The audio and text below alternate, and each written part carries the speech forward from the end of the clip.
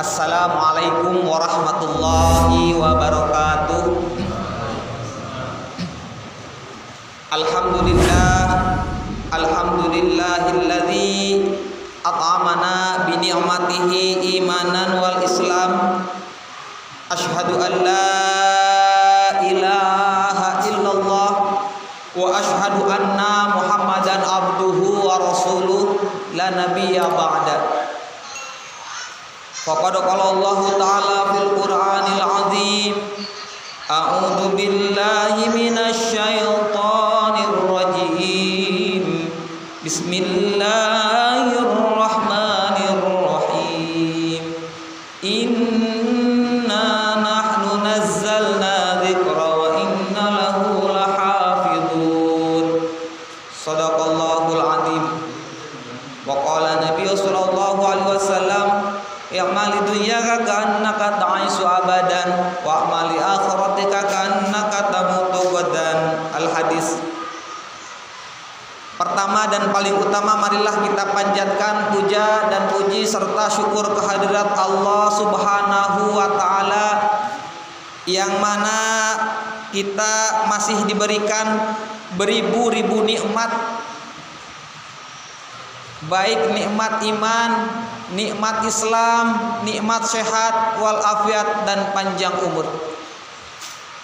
Dengan nikmat semua ini, alhamdulillah kita masih bisa dipertemukan. Alhamdulillah kita masih bisa bermuwajahah, bertatap muka dalam acara rangka pengajian pekanan Masjid Jami Al-Hikmah. Tidak lupa salawat dan salam marilah kita curah limpahkan kepada junjungan kita yang telah membawa umatnya dari alam gelap gulita yang dibawanya menjadi alam terang benderang, yakni pemimpin revolusi Islam sedunia, Habibana wa Nabiyana wa Maulana Muhammad sallallahu alaihi wasallam. Tidak lupa kepada keluarganya, kepada para sahabatnya, tabi'in dan tabiatnya. Mudah-mudahan kita selaku muslimin dan muslimat dari Sabang sampai Merauke, dari Masyrik sampai Maghrib, mudah-mudahan kita mendapatkan respon syafa'atul uzma nanti di yaumil qiyamah. Amin amin ya Allah ya rabbal alamin. Hadirin jamaah pekanan yang saya hormati dan juga Allah muliakan. Alhamdulillah pada kesempatan saya malam ini saya diberi tugas dan amanah oleh Bapak Ketua DKM untuk mengisi pengajian malam ini. Namun sebelumnya saya pribadi mohon maaf karena saya bukan ustadz. Tadi Bapak MC mengatakan ustadz. Sana ustadz pengitan orang sami-sami wae belajar sami-sami ngemutan khususna ka diri simpuring umumna kanggo urang sadayana. Hadirin pengajian, jamaah pengajian yang saya hormati dan juga Allah muliakan. Alhamdulillah pada kesempatan kali ini tadi sudah di-share mungkin sama Pak Ustadz Sam, insya Allah akan menyampaikan mengenai tentang Al-Quran. Tapi sebelumnya ada hadis dari Nabi Muhammad SAW mengenai keutamaan untuk mencari ilmu. Alhamdulillah pada malam ini kita semua masih diberikan kesempatan untuk mencari ilmu, untuk thalabul ilmu. An Abi Hurairah radhiyallahu anhu, anin Nabi sallallahu alaihi wasallam qala, dari Abu Hurairah radhiyallahu anhu dan Nabi Muhammad sallallahu alaihi wasallam telah bersabda, man barang siapa orang salaka yang berjalan, torikon, satu jalan, ilal ilmi untuk mencari ilmu, sa'alaka maka Allah akan memudahkan bihi torikon, bagi orang yang mencari ilmu itu satu jalan, ilal jannah, untuk menuju surga. Mudah-mudahan dengan kumpulnya kita di sini dengan niat thalabul ilmi, Allah memberikan jalan nanti untuk kita semua menuju ke surganya Allah. Amin amin ya Allah ya rabbal alamin. Di antara lain keutamaan orang yang berilmu sangat banyak sekali. Di antaranya adalah ada hadis Rasulullah SAW, man barang siap Ada hikayat mengatakan, hukiyat telah diriwayatkan anin Nabi sallallahu alaihi wasallam, dari Kangjeng Nabi Muhammad sallallahu alaihi wasallam, jaa telah datang ila babun kepada suatu pintu masjid, dalam suatu pintu masjid, syaiton ingda babu. Nabi Muhammad sallallahu alaihi wasallam menyampaikan dalam ketika Nabi hendak menuju masjid, jaa telah datang seorang setan iblis. Ketika itu Rasulullah sallallahu alaihi wasallam bertanya kepada iblis, "Ya iblis, ma tasna'uhuna, sedang apa yang kau kerjakan di pintu masjid?" Kemudian sang iblis pun menjawab, faqala syaitan, sang iblis menjawab, uridun an adkhulal masjid afsidus sholat. Saya hendak masuk ke masjid, ingin menggoda atau afsadu merusak orang yang sedang melakukan sholat. Walakin akhafu, akan tetapi aku takut, kata sang iblis, akan tetapi aku takut. Dari siapa? Min hadihir rajul naimun, dari pemuda, dari laki-laki yang sedang tidur, kata iblis. Kalau kemudian Nabi Muhammad SAW bertanya kembali kepada sang iblis, lam yakhafu, kenapa kamu takut terhadap orang yang tidur sementara al-musolli sedang ada yang sholat? Kata Nabi Muhammad SAW bertanya lagi kepada sang iblis. Kemudian sang iblis, wahwa adapun orang yang sholat bil ibadati al munajati, padahal dia sedang berlalai-lalai, orang yang sedang tidur itu. Kata Nabi kepada iblis. Ternyata kemudian sang iblis pun menjawab, orang yang sholat itu ternyata orang yang bodoh, artinya orang yang tidak mempunyai ilmu. Tetapi orang yang sedang tidur itu adalah orang yang pandai, artinya orang yang mengetahui, orang yang berilmu. Jadi kesimpulan di sini adalah orang naumul alim, orang yang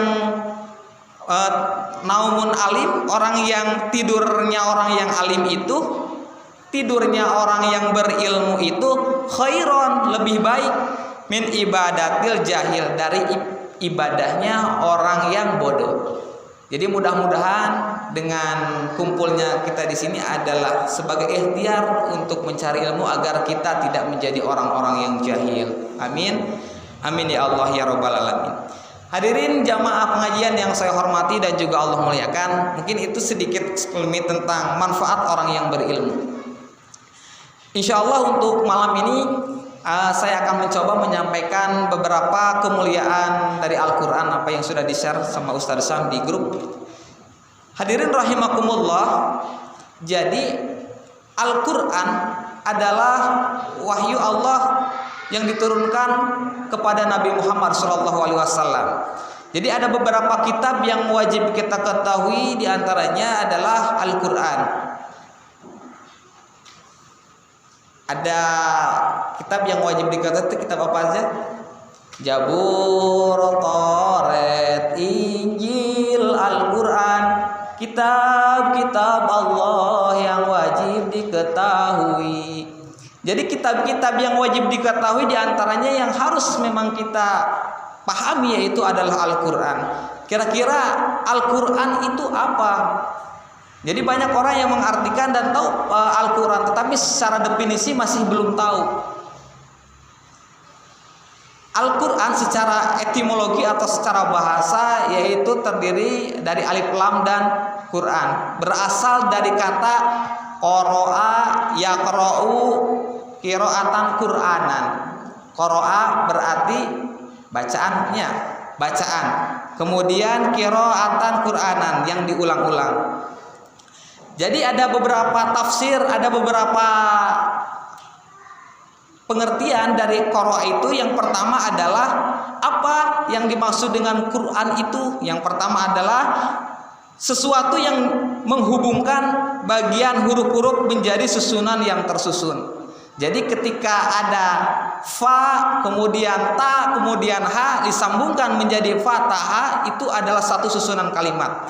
Kalau dalam bahasa santri itu ada lafad ya. Lafad itu adalah al-abdul wal murakabul mufidul bil wadi, yang tersusun kemudian menjadi punya makna dan bisa dipahami. Menjadi satu kalimat. Bahkan itu dinamakan secara etimologis, secara bahasa itu adalah Al-Qur'an. Selain itu apa? Yaitu gabungan. Gabungan di sini ada di dalam Quran, yaitu inna alaina jamahu wa Qur'anan. Jadi gabungan yang menjadi punya arti dan punya makna. Itu Al-Qur'an secara qiraat tadi. Kemudian ya qara'u, di antaranya inna nahnu nazzalna dzikra wa innahu lahafidun. Sesungguhnya kami yang menurunkan Al-Qur'an dan sesungguhnya kami yang memeliharanya. Jadi di samping sesuatu bacaan Al-Qur'an itu, Allah Subhanahu wa taala menjelaskan bahwa Al-Qur'an itu Allah yang memeliharanya langsung dan Allah yang menjaganya langsung. Bukan bahasa manusia, bukan buatan manusia di sini.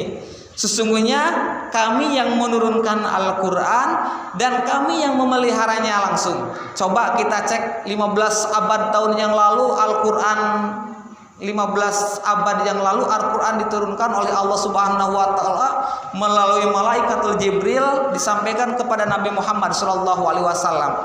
Coba kita cek sama-sama, ketika huruf-huruf Al-Qur'an, ketika kalimat Al-Qur'an ada sedikit saja orang yang merubah, itu viral, Pak. Ketika Al-Qur'an dirubah saja langsung ya, ada banyak yang komplain. Karena apa? Karena di sini Allah langsung yang menjaganya. Beda kita bandingkan dengan kitab-kitab yang lain, akan berubah sesuai dengan zaman, sesuai dengan keinginan. Contoh, kita perjanjian lama dengan perjanjian baru berubah.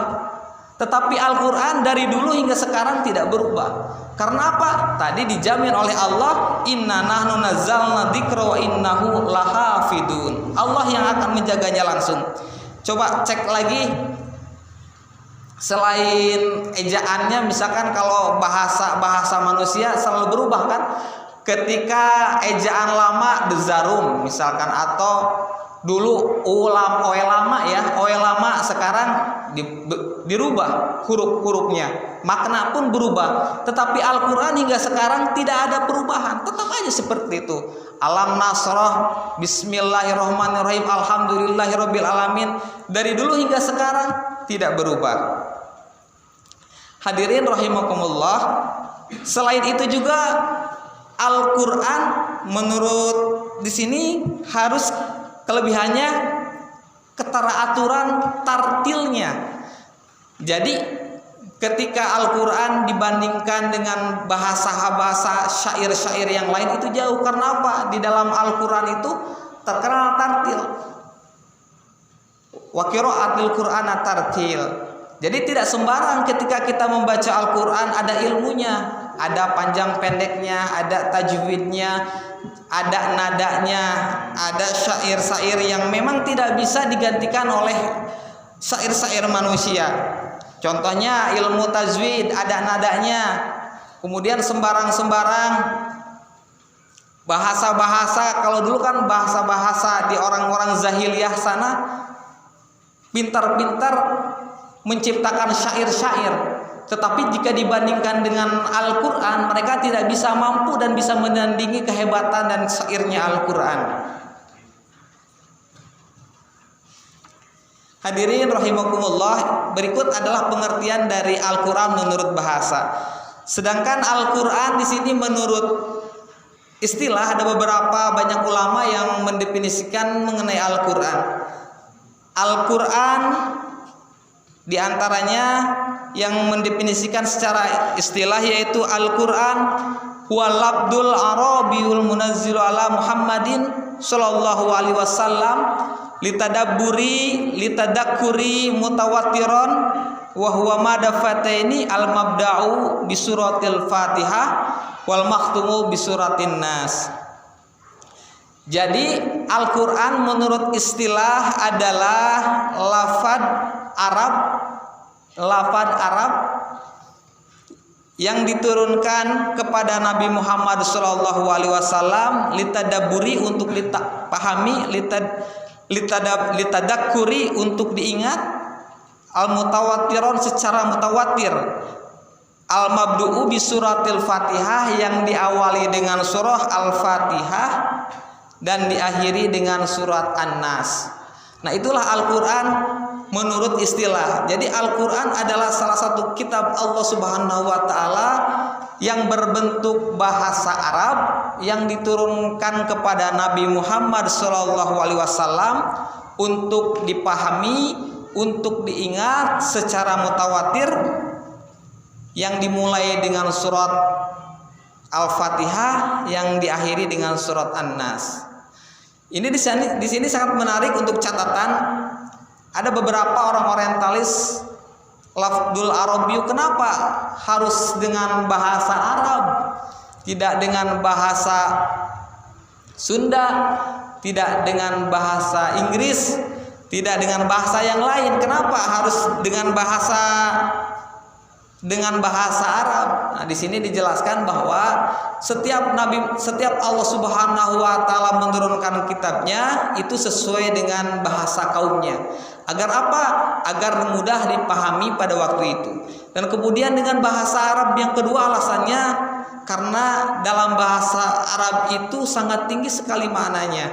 Jadi yang bisa mewakili firman-firman Allah itu dengan bahasa Arab, begitu. Hadirin rahimakumullah yang saya hormati juga Allah muliakan. Berikut adalah bagian dari pengertian secara lugot dan secara istilah, secara bahasa dan istilah mengenai Al-Qur'an. Di samping tadi sudah dijelaskan bahwa Al-Qur'an dijaga oleh Allah Subhanahu wa taala hingga hari ini, bahwa Al-Qur'an belum bisa terkontaminasi, belum bisa dicampuri dan belum bisa disesatkan oleh orang-orang hingga hari ini. Dengan terbukti Al-Qur'an datang ke Indonesia tidak berbentuk bahasa Indonesia. Al-Qur'an datang ke negara-negara selain Arab tetap tidak dengan bahasa, misalkan bahasanya bahasa Sunda, tidak tepat bahasa Sunda. Tetapi berbeda dengan kitab-kitab yang lain. Kitab-kitab yang lain datang ke Amerika, bahasanya bahasa Amerika. Kitab-kitab lain datang ke Indonesia, bahasanya Indonesia.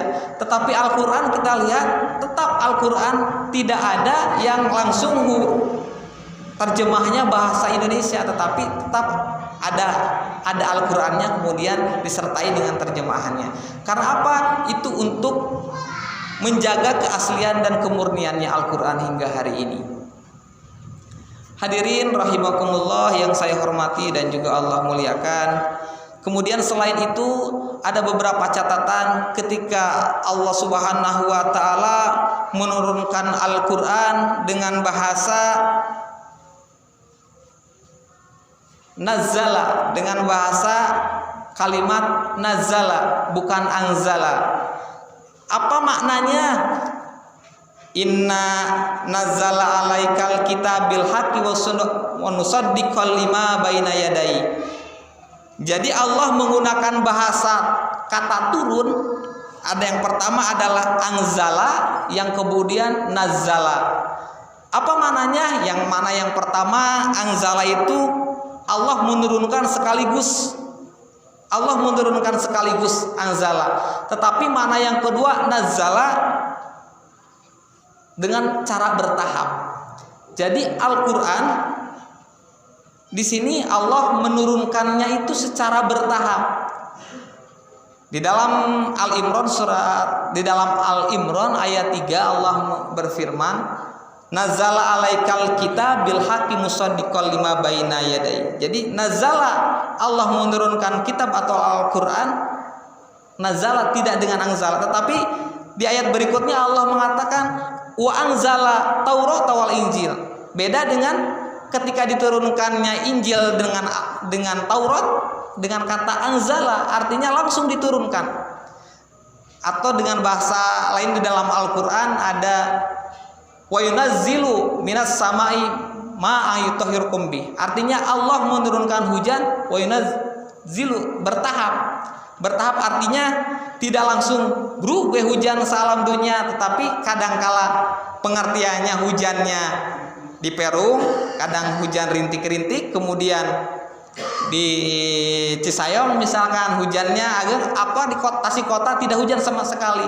Ketika Allah menggunakan kalimat bahasa nazala itu bertahap, tetapi anzala Allah di ayat lain wa anzala Taurat wal Injil, karena si kitab Taurat itu turunnya tidak bertahap. Ketika nazala Allah menurunkan Al-Quran bertahap selama, ada yang mengatakan 23 tahun, ada yang mengatakan 22 tahun 23 bulan, artinya bertahap.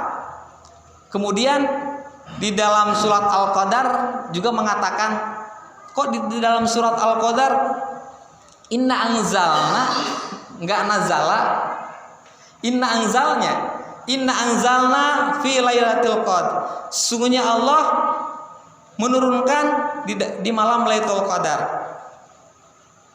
Coba ada perbedaan inna anzalna tadi, kalau anzalna diturunkan langsung kan ya, tetapi nazala bertahap. Jadi Al-Quran itu Allah Subhanahu wa Ta'ala diturunkan secara bertahap, beda dengan kitab-kitab lain. Kitab Jabur, kitab Taurat, kitab Injil itu dilangsungkan oleh Allah Subhanahu wa Ta'ala, tetapi Al-Quran itu tidak langsung, tetapi bertahap. Tetapi toh kenapa di dalam surat Al-Qadar mengatakan ada kata anzalnahu, itu kan langsung. Ternyata di tafsir mengatakan bahwa inna anzalnahu, Allah menurunkan langsung Al-Quran itu di langit, di lauhil mahfud ke langit bumi. Jadi step dulu di langit bumi, Allah menurunkan inna anzalnahu, Allah menurunkan Al-Quran langsung dari mulai Al-Fatihah hingga Anas, dari lauhil mahfud ke langit bumi, itu langsung di dalam Al-Qadar inna anzalnahu. Tetapi di ayat berikutnya tanazzalul malaikatu warruh, kemudian setelah di langit bumi oleh malaikat tanazzalul, kemudian bertahap tanazzalul malaikatu warruh hingga 22 tahun 23 bulan, atau ada yang mengatakan 23 bulan. Bertahap yang keduanya yaitu tanazzalul malaikatu warruh. Hadirin rahimakumullah yang saya hormati dan juga Allah muliakan, beberapa definisi mengenai Al-Quran. Berikut kita lanjutkan kembali, bahwa kita flashback ke belakang demi kita cek keajaiban Al-Quran. Kita ketahui bersama bahwa Al-Quran itu sesuai dengan zaman ya. Dari kita ketahui bersama ketika zaman dulu, zaman 7 abad yang lalu, seorang pemikir Plato mengatakan bahwa bumi itu adalah datar. Bumi itu adalah datar seperti lapangan ngampar. Ketika seorang pemikir Aristoteles mengatakan, Plato mengatakan bahwa bumi itu datar. Dan dogma pemikiran itu sudah ada dan sudah menjadi keyakinan orang-orang pada zaman itu, bahwa ketika tahun sekitar 400 sebelum Masehi hingga 7 Masehi, bahwa kepercayaan yang ada pada waktu itu bumi adalah datar. Bumi seperti lapangan ngampar. Tetapi teori itu ternyata bisa dibantahkan. Teori itu ternyata bisa dibantahkan oleh yang namanya Columbus. Setelah Columbus membuktikan, beliau mencoba mengelilingi bumi dari satu titik ke titik yang lain dengan arah yang berbeda. Kulon wetan.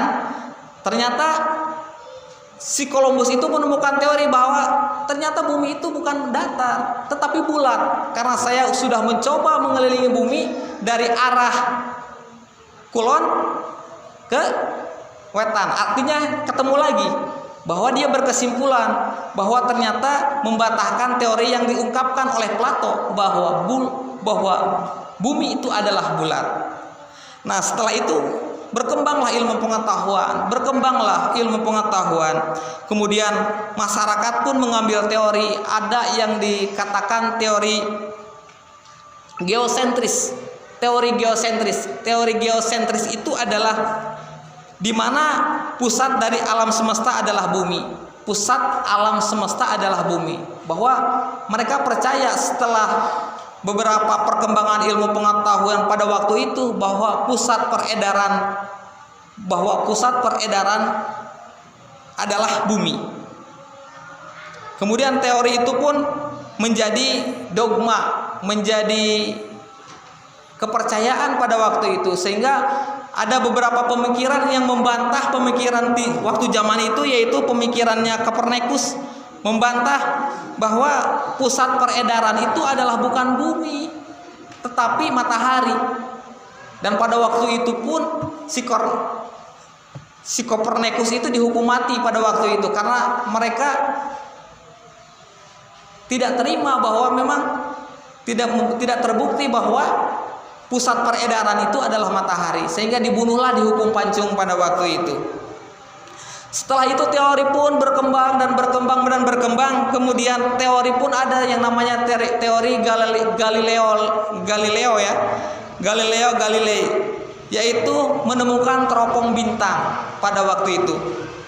Kemudian menemukan teropong bintang bahwa bisa melihat ternyata benar bahwa bumi itu bukan satu pusat edar, tetapi yang pusat edar itu adalah matahari. Pada waktu itu ada teropong bintang Saturnus dan melihat matahari, ternyata bumi itu mengitari matahari. Dan awalnya yang mengatakan bahwa bumi itu adalah edar galaksi ternyata tidak benar, dibuktikan oleh Copernicus. Hadirin rahimakumullah.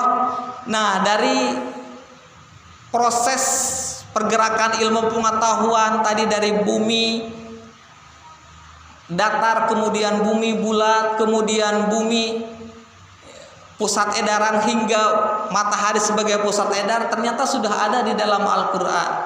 Sebelum 1500 abad tahun yang lalu, sebelum Plato ada, sebelum Copernicus ada, sebelum Albert Einstein ada, ternyata Al-Quran sudah berbicara masalah ini. Kita coba dibuka di dalam surat Yasin. Surat Yasin ayat 38.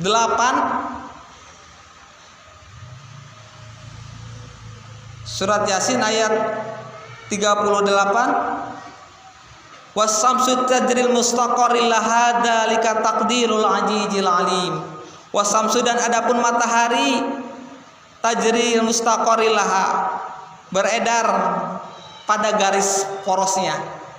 Jadi ternyata setelah ditemukan tahun-tahun ini bahwa ada teori yang mengatakan dan melihat langsung dengan teori modern ya, dengan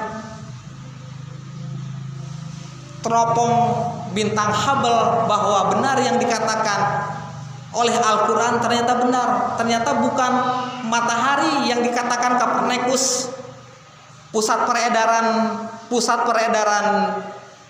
galaksi, tetapi ternyata si matahari pun beliau mengelilingi lagi apa yang dinamakan dengan black hole.